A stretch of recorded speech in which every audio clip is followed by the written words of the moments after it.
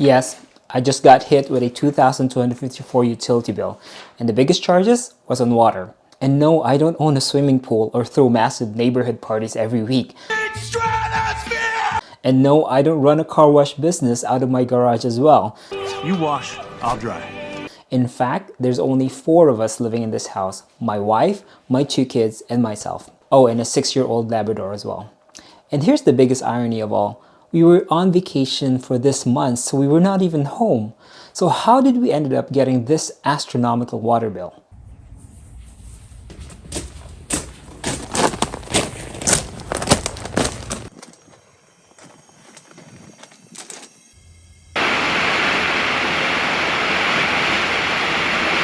I will answer that later in this video, but more importantly today, I will share with you my biggest mistakes that cost me a lot of money on our utility bills. And there's 3 things I learned that could have saved me thousands of dollars throughout the years. If we haven't met yet, my name is Ryan, and this channel is all about helping immigrants get ahead in life. And if you're new here in Canada, then this is one video that you shouldn't skip.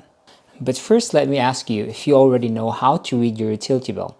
If you don't, then I highly encourage you to learn how.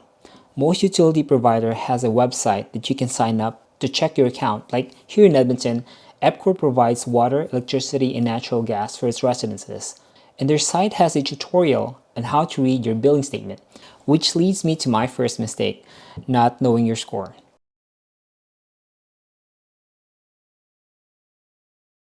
For the sake of simplicity, let's look at our utility as a team sport. For any team to win a game, they need to know the score. It's the same with your utility. You need to know your numbers. In our household, it's my wife who takes care of the health and well-being of my family, and I take care of the finances and paying the bills.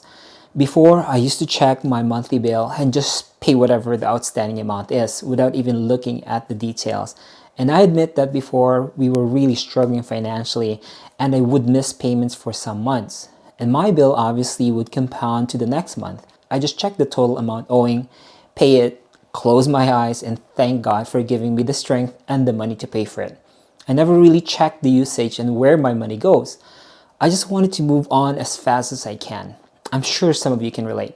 Well, looking back now, I could have managed and controlled it better to save on consumption. What gets measured gets done.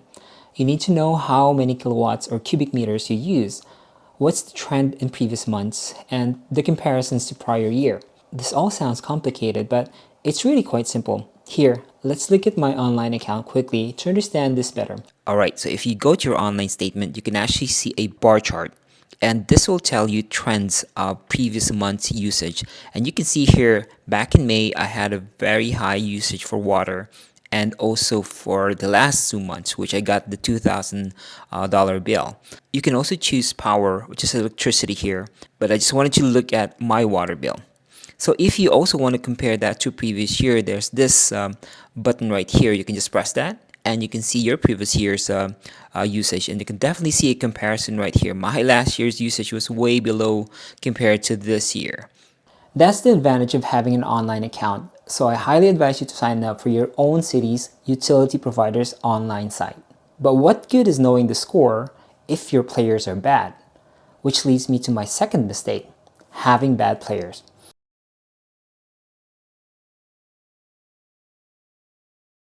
I see my players as all the appliances and plumbing fixtures I have in my house, like the washing machine, the dishwasher, the toilet bowl, and faucets. Anything that water is being used or water flows to, including the pipes, I consider them all as my players. And unfortunately, not all of my appliances and fixtures are efficient enough right now.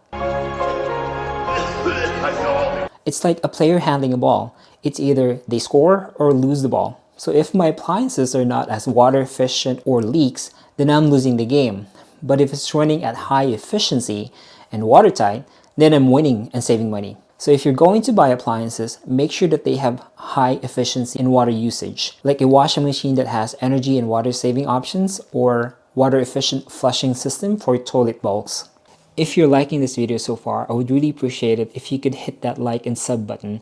It really inspires me to make videos like this, and if there's any topic you would want me to cover in the future, just leave me a comment and I will do my best. But what if you know the score and have the best players, but you're still losing the game, meaning your utility bills are still high, then there can only be one reason for that, which leads us to the last key to this whole trilogy.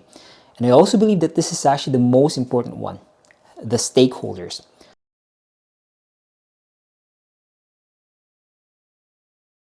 The stakeholders are the owners and executives. They are the ones that really controls usage. It's the people who uses the water. It's us. Wait, I can try to explain this, but I'm going to show you instead. Oh, you have volleyball tomorrow. Yeah, Mamita doesn't like you anymore, man. Yeah, Mamita doesn't like you. Yeah, she likes Tyler only, not you. Huh?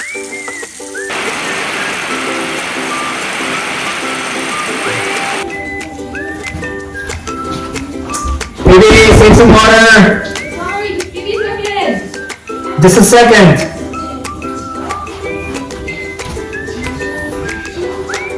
An hour later.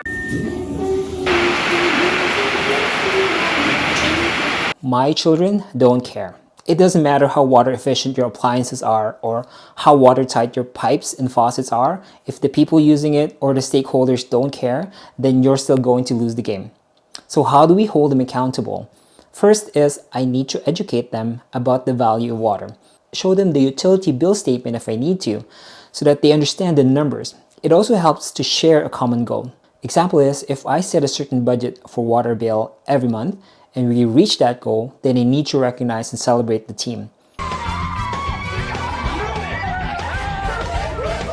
I know that this will encourage participation and ownership with all the people in the household. I'll probably make another video in the future to check if we are improving on this or not. Okay, so remember that $2,000 water bill I got? It was because of a defective water softener system.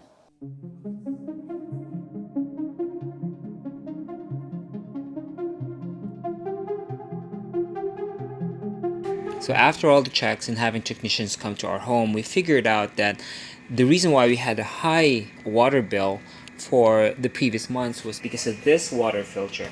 You see, the main water goes here and then it's fed to the water filter.